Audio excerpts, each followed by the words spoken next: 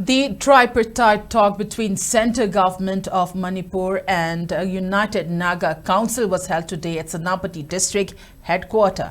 The discussion focused on creation of 7 new districts by government of Manipur in 2016, with UNC demanding its rollback. After discussion, it was mutually agreed that a proposal will be presented by representatives of state government in the next tripartite meeting, which will be held in April. Advisor Northeast for Ministry of Home Affairs A.K. Mishra, Deputy Director I.B. Navdit Singh, Grewal, Commissioner Home Government of Manipur and Ashok Kumar, Chief Secretary Government of Manipur Prashant Kumar Singh, President of United Naga Council N.G. Lorho, General Secretary of UNC Varayo Satsang, President of All Naga Students Association Manipur M. Luikang Laksan, President of Naga People's Organization H. Kuba Peter, and President of Naga Women's Union C.H. Priscilla Thuimai reportedly attended the meeting.